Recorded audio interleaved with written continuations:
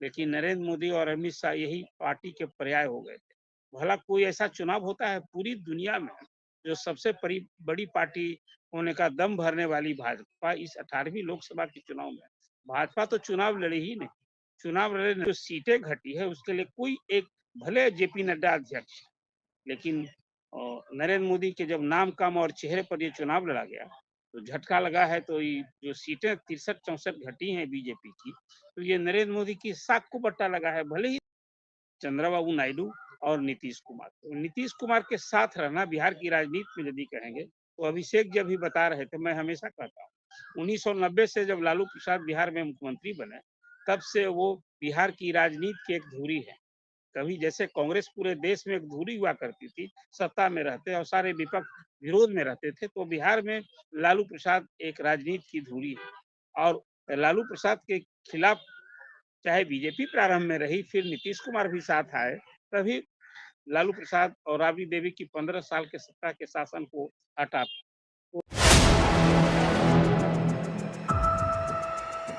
आते ही कह दिया कि अग्निवीर योजना की समीक्षा होनी चाहिए। जेडीयू की तरफ से बयान आया है कि भाई जो अग्निवीर योजना है ये ठीक नहीं है। बात भी सही है, यूपी हो, बिहार हो, राजस्थान हो, अग्निवीर योजना ने बहुत नुकसान पहुंचाया है। तो नीतीश का क्या यह अग्निवीर योजना की समीक्षा हो, ये बात क्या मानेगी मोदी सरकार? बल्कि ये पूछूं आपसे कि क्या मजबूर होगी कि अग्निवीर योजना की समीक्षा करे? समीक्षा का मतलब योजना बंद करे। और अगर अग्निवीर योजना बंद करती है तो मोदी सरकार, मोदी जी को खास तौर से कैसा लगेगा? क्योंकि बहुत आलोचना हुई लेकिन मोदी जिद्दी हैं, किसान आंदोलन भले ही वापस ले लिए थे उन्होंने, लेकिन कोई और चीज़ वो वापस नहीं लेते आमतौर पे। एक वो वाहन अधिनियम वाला जब हड़ताल हो गई थी ट्रक ड्राइवरों की और वाहन स्वामियों की, तो उन्होंने लिया था, लेकिन अग्निवीर वापस नहीं ली। तो इस तरह के जो दबाव की राजनीति अब नीतीश करेंगे, क्या मोदी की मजबूरी होगी? क्या लगता है आपको, सीन क्या बनेगा? नहीं देखिए, 2000 ये 18वीं लोकसभा चुनाव का जो नतीजा आया है, उस नतीजा ने अब नरेंद्र मोदी एक मजबूत प्रधानमंत्री नहीं, जो मजबूत सरकार का दावा किया करते थे, जो 400 के पार और फिर मोदी सरकार का दम पर नारे पर उन्हें चुनाव लड़ा, जो नतीजे आए उसमें बीजेपी अकेले अपने दम पर सरकार बनाने की स्थिति नहीं आई। 272 का वो जादुई आंकड़ा बीजेपी नहीं जुटा पाई। अब तो ये सरकार के लिए जरूरी और मजबूरी है, चाहे वो तेलुगु देशम में चंद्रबाबू नायडू का हो सपोर्ट या नीतीश कुमार। देखिए, बिहार में इस बार के चुनाव में नीतीश कुमार और बीजेपी दोनों बराबर सीटें मिली हैं, 12-12। तो कोई बड़े भाई की भूमिका में नहीं आ गए हैं, लेकिन नतीजा ऐसा आया जो अब नरेंद्र मोदी के लिए अपने सहयोगियों की बात सुननी उनकी मजबूरी हो गई है। और जो मुझे याद आता है, संजय जी आप तब भी अटल जी की वो सरकार को याद करेंगे, जब एक तरफ जयललिता और एक तरफ ममता का क्या कुछ दबाव झेलना पड़ता था। अटल जी की शख्सियत थी, उन्हें सफलतापूर्वक गठबंधन की सरकार चलाई। लेकिन जिन लोगों ने पिछले 10 साल में नरेंद्र मोदी और अमित शाह की जोड़ी के काम-काज को देखा है और जिस ढंग से ये खासकर अमित शाह की कार्यशैली से, अब तो संगठन भले संगठन वाली पार्टी चलती, लेकिन नरेंद्र मोदी और अमित शाह यही पार्टी के पर्याय हो गए थे। भला कोई ऐसा चुनाव होता है पूरी दुनिया में जो सबसे बड़ी पार्टी होने का दम भरने वाली भाजपा इस 18वीं लोकसभा के चुनाव में भाजपा तो चुनाव लड़ी ही नहीं। चुनाव लड़े नरेंद्र मोदी। नरेंद्र मोदी के नाम काम और चेहरे पर चुनाव लड़ा गया। कमल चुनाव चिन्ह भले भाजपा का, लेकिन कौल क्या हो रहा था? जो एमपी खड़े थे, कहीं प्राइम मिनिस्टर ने लगभग 200 सभाएं की, रैली की, रोड शो किया, तो वहां वो मांग रहे थे कि अमुक कैंडिडेट को आप जिताओ, ये नरेंद्र मोदी को आप वोट दोगे, ये प्रधानमंत्री का चुनाव। तो मैं तो ये मानता हूं कि जो नतीजे आए हैं, भले ही 240 सीटें बीजेपी अकेले पाई है, सबसे बड़ा दल के रूप में उभरी है, लेकिन नरेंद्र मोदी को तो बड़ा झटका है, राजनीतिक झटका है।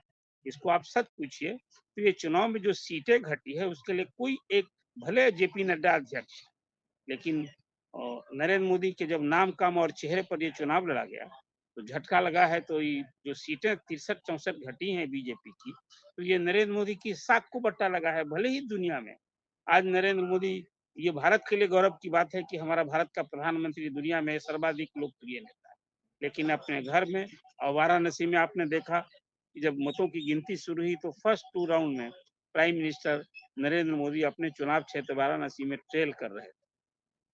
और जीतने कितने की हुई? 1.5 लाख अधिक मतों से जीत हुई।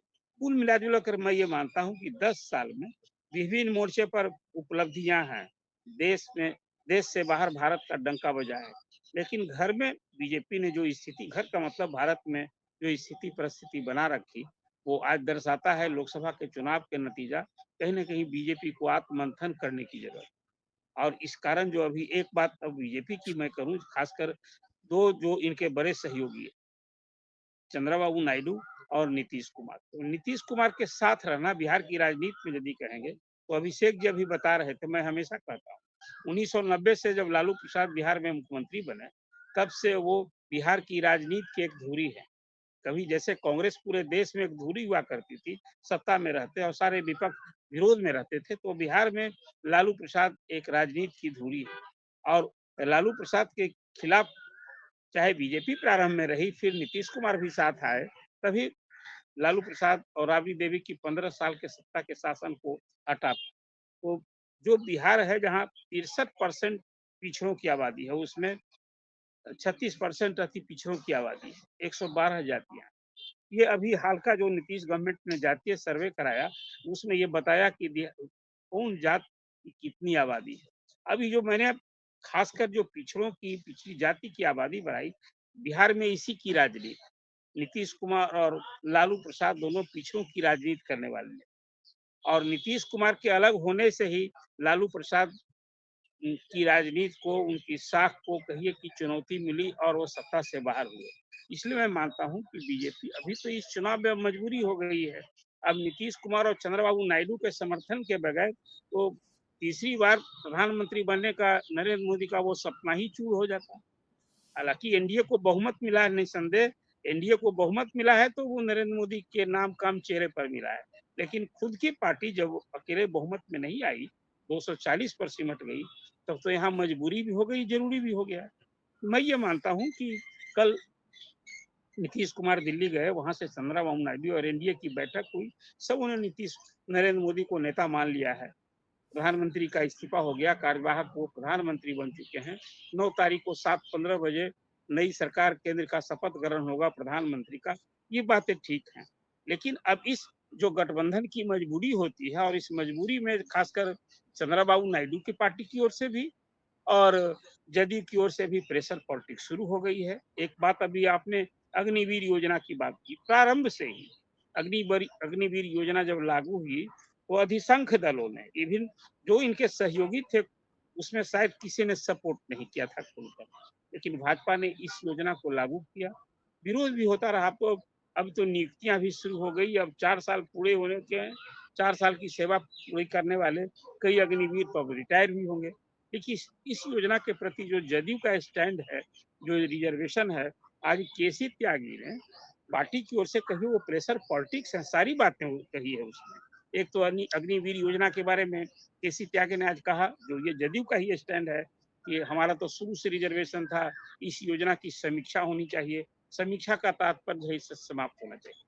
ये हमें नहीं भूलना चाहिए कि बिहार देश भर में सर्वाधिक रिजर्वेशन 75% लागू करने वाला प्रदेश है। आप सभी जानते हैं कि सुप्रीम कोर्ट ने 50% रिजर्वेशन से अधिक पर कहीं न कहीं रुकावट लगी।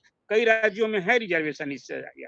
आप जयललिता का याद करें, जब जयललिता ने 65% रिजर्वेशन लागू किया था, तो 9th शेड्यूल में उस रिजर्वेशन को शामिल कराया गया, इसलिए कि तब सुप्रीम कोर्ट उसकी समीक्षा नहीं कर रही। नीतीश कुमार जब राजद के साथ यहाँ थे, तो 75% रिजर्वेशन लागू होने के बाद बीजेपी पर प्रेशर टैक्स के लिए, नरेंद्र मोदी पर प्रेशर टैक्स के लिए असेंबली से प्रस्ताव पारित किया। इस रिजर्वेशन का यदि आप पक्षधर हैं, पिछड़ों के हिमायती हैं, तो आप इसको 9th शेड्यूल में शामिल कीजिए। अभी वो शामिल नहीं हुआ है। तो एक तो ये इशू है। दूसरा इशू है बिहार को विशेष राज्य का दर्जा देने की बात। ये मांग जदयू का एक पॉलिटिकल एजेंडा भी है, मांग भी है, और एक बिहारी होने के नाते मैं भी इस राय का पक्षधर हूँ कि बिहार जिस हाल में है, बिहार एक बीमारू प्रदेश है, एक विकसित प्रदेश नहीं, पिछड़ा प्रदेश है। तो इसको जब तक कुछ आप विशेष संसाधन नहीं देंगे, विशेष सहयोग नहीं देंगे, तो अपने बूते कभी ये महाराष्ट्र गुजरात नहीं बन सकता है। हम कंज्यूमर स्टेट हो सकते हैं। आज 14 करोड़ की आबादी वाला बिहार में कोई फैक्ट्री नहीं है। हमारे यहाँ हम बिहार मजदूर हब है, यहाँ के मजदूरों का हर साल 15-20 लाख की संख्या में मजदूरों का हर साल पलायन होता है, रोजी रोटी के लिए जाते हैं, कोई नौकरी के लिए नहीं। तो एक ऐसा इश्यू है कि बिहार में सचमुच कुछ करने की ज़रूरत आ पड़ी है। तो एक विशेष राज्य की माँग अब तो सर्वदलीय माँग है। अब वो एक माँग जो आज जदयू ने फिर उसको उठा दिया है, ये तो मेरी माँग है और हमारी अपेक्षा होगी कि इस पर केंद्र विचार करे। देखिए सारे इश्यू को आज एड्रेस किया है केसी त्यागी ने, लेकिन कुल मिला-जुलकर अंत में यह भी कहा है कि फिलहाल ये कोई न मेरी माँग है और हम जो नरेंद्र मोदी को अभी सपोर्ट कर रहे हैं इसमें कोई शर्त है। लेकिन सारी बातें तो अब आज की तारीख में ये करने की ज़रूरत ही क्या पड़ी? एक तरह से प्रेशर पॉलिटिक्स है। फिर मंत्रिमंडल की बात आ गई। कि मंत्रिमंडल जो बने, पिछली बार आपको याद होगा कि जब बीजेपी को अकेले बहुमत था उसमें था 14 के चुनाव में 19 के चुनाव में, तो सांकेतिक प्रतिनिधित्व सहयोगी दलों को एक-एक मंत्री बनाया गया। नीतीश कुमार तभी भी भर गए। बिहार से इसी वर्तमान जो लोकसभा अब तो भंग हो गई 17वीं, उसमें 16 एमपी थे जदयू के जीते थे, 17 बीजेपी के जीते थे। और जदयू को भी एक मंत्री बनाया जा रहा था, नीतीश कुमार ने तब भी विरोध किया और वहां से वो इसी विरोध स्वरूप प्रधानमंत्री की ओथ सेरेमनी में भी नहीं गए थे, लौट आए। और एयरपोर्ट पर आके नीतीश कुमार ने जो तेवर दिखाया, आते ही पहले मंत्रिमंडल में बिहार मंत्रिमंडल में जो मंत्री के पद खाली थे जदयू को टिके, तुरंत मंत्रिमंडल का विस्तार किया, मंत्रियों को शामिल किया और कहा कि मैं अब कभी केंद्र की मंत्रिपरिषद में जदयू नहीं जाएगा, इसके लिए हम कभी बात नहीं करेंगे। बाद के दिनों में फिर स्थिति थोड़ी बदली। आरसीपी सिंह जो जदयू के अध्यक्ष हुए वो शामिल भी हुए, लेकिन बाद के दिन में आरसीपी का क्या हश्र हुआ आपके सामने है। तो मैं मानता हूँ कि आज जो केंद्र में नरेंद्र मोदी की सरकार फिर तीसरी बार नेहरू जी के बाद उन्हें प्रधानमंत्री अवसर मिलने जा रहा है कि लगातार तीसरी बार प्रधानमंत्री बनने का उन्हें अवसर मिला है। लेकिन ये सरकार अब नरेंद्र मोदी एक मजबूत प्रधानमंत्री नहीं, मजबूत प्रधानमंत्री होंगे और सहयोगी दलों की बात मानना, उनके पॉलिटिकल प्रेशर में आना अब उनकी मजबूरी हो गई है। अब तो पहले ही देख लीजिए कॉमन सिविल कोड, जिसके पर चला अरुण जी का जाएगा शायद इसको। नेटवर्क पे प्रॉब्लम आ रही है। अभिषेक क्या वाक़ई में जो अरुण जी कह रहे हैं जी, अरुण जी आप अपनी बात कंटिन्यू कर लीजिए, पूरी रह गई थी बात। मैं ये कह रहा था कि जो कॉमन सिविल कोड है अब तो भले ही एजेंडा रहा था और प्रधानमंत्री अमित शाह बार बार कह रहे थे कि इस बार हम तीसरी बार यदि पावर में आएंगे तो कई बड़े फैसले होंगे, कई बड़े बदलाव होंगे। तो एक कॉमन सिविल कोड का एजेंडा अभी बीजेपी का एक अभी सचमुच में वो अभी पूरा नहीं होने वाला एजेंडा था जो कि सरकार पूरा करने वाली थी। मुझे लगता है कि इस एजेंडे को अभी यदि नरेंद्र मोदी को सत्ता में आगे चलना है, बने रहना है, तो ये इशू पर अपने दल में सहयोगियों से टकराव नहीं लेंगे। बिल्कुल, हालाँकि बिल्कुल। अब अभी जो अग्निवीर योजना की जो बात आ गई है, अब तो संपूर्ण विपक्ष पहले से भी माँग करता रहा है, कांग्रेस। आज ही मैंने देखा अखिलेश यादव का भी बयान कि उन्होंने हाँ, इसका फिर विरोध किया है। अब ये माँग पर चाहे विपक्ष रही है, मैं मानता हूँ ये स्टैंड 2 स्टैंड जो था, एक तो किसान के आंदोलन के बाद जो 3 फैसले 3 विधेयक वापस लेने पड़े, जिस पर राष्ट्रपति की मंजूरी हो गई थी। इसके पहले वो बड़ा फैसला था, वो भी भूमि अधिग्रहण का, वो भी शुरू में नरेंद्र मोदी को वापस लेना पड़ेगा और इसमें तो अब इसको ठंडे बस्ते में डालना इनकी मजबूरी होगी।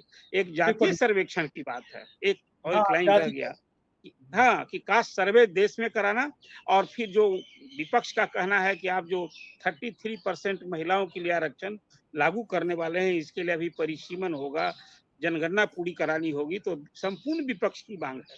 और राहुल ने तो इसको अपना पॉलिटिकल एजेंडा बना दिया। आपने देखा कि अभी जो पिछले दिनों 4 राज्यों में चुनाव हुए, तो उसका पॉलिटिकल प्रॉमिस था, यदि हम सत्ता में आएँगे तो बिहार की तरह हम जातीय सर्वे कराएँगे। और इस तरह की माँग राष्ट्रीय स्तर पर मुझे लगता है कि नरेंद्र मोदी को ये माँग मानना राजनीतिक मजबूरी होगी, ये माँग मानेंगे भी। और ये माँग उनके लिए इसलिए भी माँगना ज़रूरी होगा, जो रोहिणी कमीशन उन्होंने लागू किया था नरेंद्र मोदी ने, जिसमें ओबीसी को 3-4 कैटेगरी बनाएगी, जिससे बिहार ही सिर्फ़ अकेला राज्य है पूरे देश में, जहाँ ओबीसी के बाद ईबीसी भी है, मतलब एक पिछड़े हैं और एक अति पिछड़े हैं। और जो रोहिणी कमीशन की रिपोर्ट आई है, उसमें 4-5 कैटेगरी करने की बात की है। तो मुझे लगता है कि उसके लिए भी अब कास्ट सर्वे कराना भी, मानना भी नरेंद्र मोदी के लिए एक मजबूरी होगी। तो इसलिए मैंने कहा कि अब जो सरकार बनने जा रही है 9 तारीख को, प्रधानमंत्री शपथ लेंगे, तो ये सरकार के लिए सहयोगी दलों की बात मानना, उनके प्रेशर में आना उनकी मजबूरी होगी और ज़रूरी भी है आगे यदि सत्ता में बने रहना है। बिल्कुल ठीक कह रहे हैं आप। अभिषेक